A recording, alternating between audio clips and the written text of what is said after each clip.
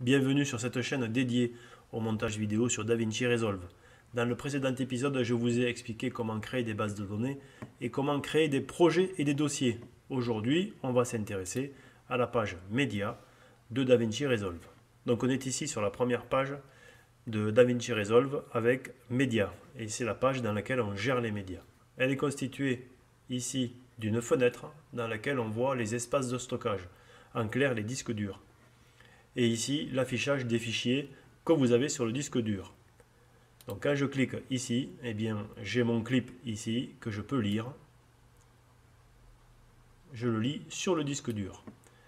Pareil pour le fichier audio, je le lis ici sur le disque dur. Voilà, donc ça c'est vraiment la lecture des fichiers sur le disque dur. On peut directement ici supprimer un fichier. Mais attention, quand on le fait, on le supprime directement sur le disque dur. Ici, on a tout ce qui concerne la gestion des projets.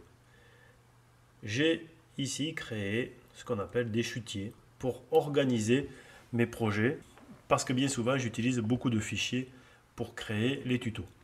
Donc j'ai besoin d'avoir ici un genre d'arborescence ou de classement. On appelle ça un chutier. On peut créer un chutier simplement en faisant comme ça. Et on peut le supprimer simplement en faisant comme ça.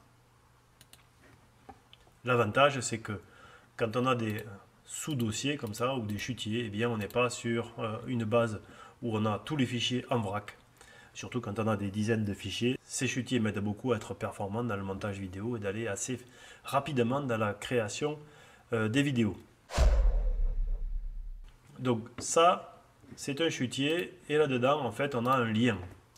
Ce n'est pas une copie du fichier, c'est juste un lien. Un lien du fichier qui est sur le disque dur ici. Donc ce n'est pas la même chose, ce n'est qu'un lien.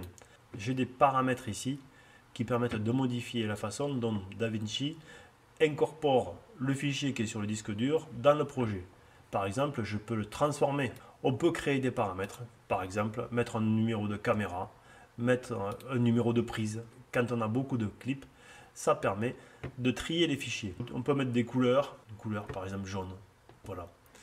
L'intérêt de modifier ces paramètres, c'est d'abord des paramètres visuels, c'est-à-dire qu'ici, eh bien, pour sortir une vidéo en 16/9, il va falloir que je fasse quelque chose parce que sinon je vais me retrouver ici avec des bandes noires, puisque mon enregistrement ici, il est en 21/9. Je peux le faire ici de façon générale pour tout le clip, mais on verra ça dans un autre épisode. On peut le faire de façon beaucoup plus sélective et beaucoup plus harmonieuse dans les pages suivantes. Si vous n'avez pas beaucoup de clips, peut-être que la solution de gérer dans le master suffira amplement à retrouver vos fichiers. Si vous n'avez que 4 ou 5 clips, ce n'est pas la peine de vous embêter à créer ça.